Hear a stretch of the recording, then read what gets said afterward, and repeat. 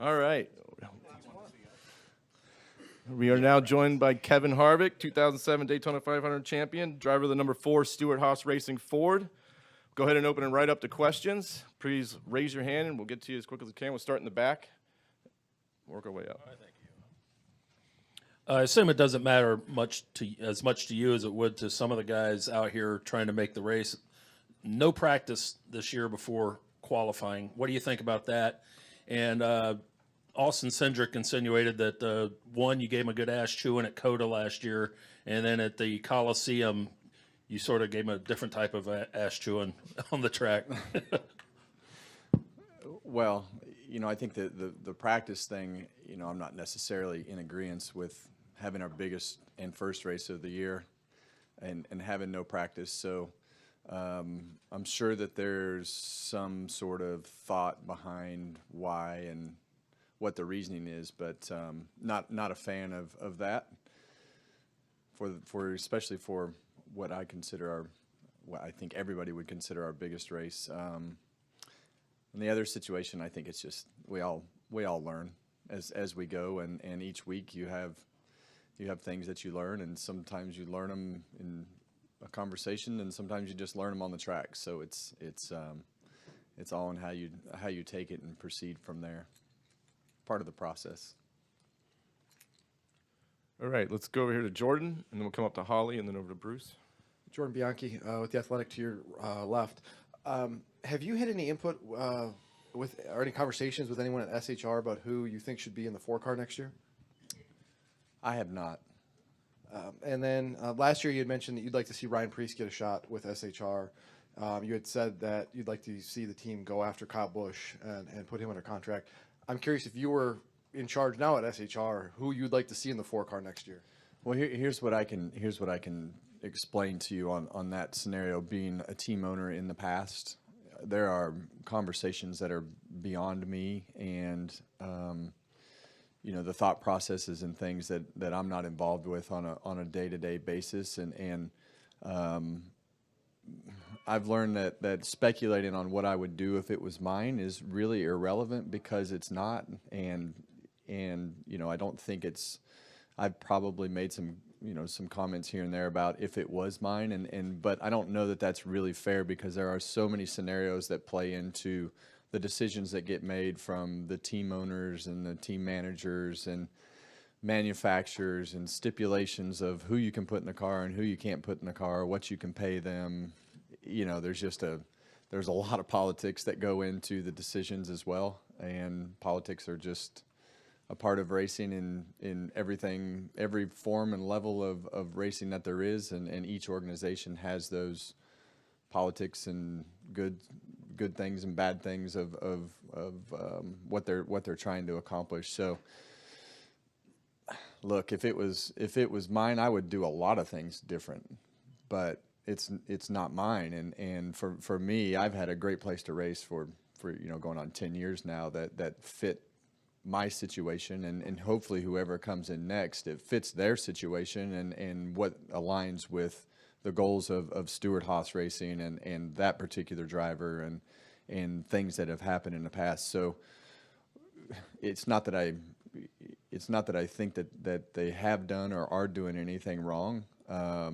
It's part of the process, right? And it's not a process that I'm involved in to know the details of where they're headed and where they're going, because I've known what I was doing and the process that I was working towards and the things that I was working towards, and I think as you look at those processes, I haven't been involved in them, and I don't think it's fair to be involved in them from sponsor standpoints or driver standpoints or anything like that. So I've tried to do all this as professionally as possible to let the new processes take place that are fair for the organization and the drivers and the crew chiefs and all the personnel and the people and the sponsors. There's just so many things that it affects that I want it to be right, and I want it to be successful for that group of team owners and people and personnel and the driver. And me being in the middle of it isn't going to make it any better, because I not a part of every piece of the puzzle like I was when I owned the teams, and I'm not in the position from the driver standpoint to say I want this, this, and this, and this needs to go this way, and this way. I had a lot of control of being a part of those conversations when I did it. So, what I want and what everybody else wants are two different things. So that's a long-winded answer for I'm irrelevant to the conversation. Let's come up to front to the Holly.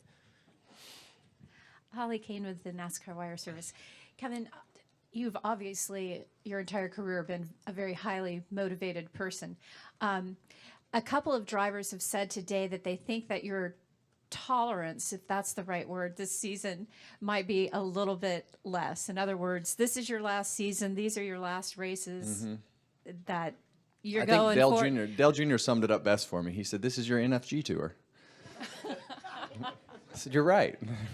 Is that a we true- settle if we have to settle scores. We settle them immediately. So we aren't waiting until next week. If it rolls, we're settling them. All right, let's head over here to Bruce, and then That's a perfect setup for this question. When you came into the Cup Series, you replaced Dale Earnhardt. In a lot of ways, you're the closest thing the sport has had to him since. Is that something you take great pride in, to know that you raced like him and you carried yourself like him?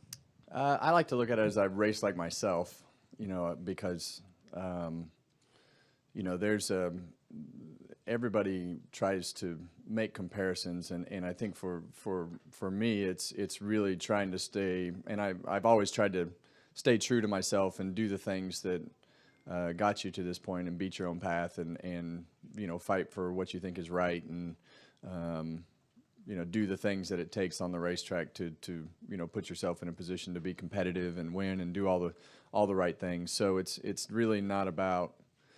I don't want to drag myself into that conversation personally, just because I've always just tried to do the right thing, and sometimes it hadn't been right. Sometimes they've been wrong, and you learn from those situations and you try to do them better the next time. So it's taken me a long time to learn that.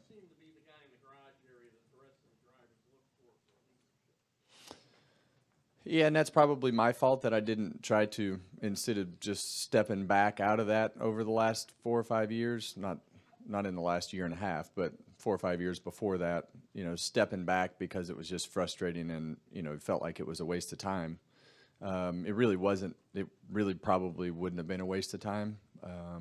But, I think when you start seeing your colleagues get hurt, then it really lit a fire to me to make sure that you didn't leave them hanging before you left, and you tried to establish something that was better for them before we left. And for all of us, it's been eye-opening to have to establish relationships and talk to each other in the same room, and because that's just not it hasn't been that way in 15 years. And when Dale and all those guys were coming up through the years, those guys all traveled together. They were all really good friends, and it's just kind of evolved away from all that with the way that today's industry works. So, for us to have to sit in rooms and talk to each other and learn more about each other and get to know each other, and I feel like I've gotten to know more of the guys over the last year and a half than I have in the last 10 years. And fortunately for me, that's a really good thing. It's good timing, to try to help, but it's also great timing in transitioning to the TV booth to know every single one of them when I get up in the booth, and I will, other than the new guys that are coming in, 1 or 2 at a time, I'll know them all, and I'll be able to talk about them great because I know them. But it's important for those guys to continue that and get to know each other more, because in situations you're gonna be in this situation again where you need everybody to be able to collaborate and get the things that you want and fight for the things that are the right thing for the drivers and not the team and what costs less. So, there's been a lot of very productive conversations. I think we're on, in a very good place with where we are as a group. And I think we're in a good place with our communication with NASCAR and the things that we talk about and the progression that we're moving forward and doing the things that we need to do. So, sure, it all came to a head, but most good changes and situations all come to a head. And the thing that everybody did was say, okay, we need to stop, and we need to sit down, and we need to figure this out. And that's when you get the adults in the room and you figure things out, and we all stop bickering at each other and try to be productive. So, and that's where we are today. Go back in the middle. Then we'll come Danny up to Jim. Harnden from Fox 8 TV in Greensboro. Kevin, for the next 38 weeks or so, do you think as you go from track to track to track that each track will give you like an old man goodbye gift, like a rocking chair or something like that? And also, the second question, do you think you'll soak it in like each week as you go this farewell, like just soak it like each week? Yeah, well, I don't know how good I'll be at soaking it in, and because I just get too competitive and get too locked into what's going on. But I feel like we've done everything that we can do to put things in place with logos that everybody can use, and giving the fans a chance to come back to the racetrack and be at the races that they want to be at, and do the right thing for the people and the sponsors and the team and everybody involved to go and do the tour one more time and have fun with it, but also be competitive. So for me, it's going to be a balance between taking all that in and not being grumpy because you're in the competitive mindset, and I explain that to people all the time. There's a difference between a meet and greet at the car and a meet and greet away from the racetrack, or a hospitality or an appearance away from the racetrack. They're two different people. So yeah, we've put a lot of things in place to just try to make it simple as possible, but it's also, I understand that it's important. I feel like your last year is important, and I think Tony and his group was really good to have in my corner because of the fact they've already been through this, and having a few years to sit back and say, man, I wish I would have done that, and listening to Tony and trying to take as much in as possible is important. It'll take me a little bit to really find the balance of the importance of that and remembering that, and also being in the competitive mindset. So some weeks I'll do good with it, some weeks I'll not do so good with it, but we've had great leadership from him and his group at Stewart-Haas Racing to know what he would have done different, and I think that's why you see it's unfolded the way that it has, and everything has a proper plan. Everything was done beforehand, so we didn't have to do it twice, and so there's a lot of different things, and for me, I've been involved in every piece of it, every step of the way, to make sure that we do and we're telling a story, right? We're telling a story of 30 years of racing through helmets and paint schemes and social media and interviews and special interviews, and I'm prepared for the extra time, because I know that there's a responsibility to help tell those stories and help relive those situations, and it's a part of what you've done. So you have to take a little bit of pride in that and in presenting it correctly, and that's what we've tried to do. Okay, let's go right here in the middle, and then we'll come up to Jim.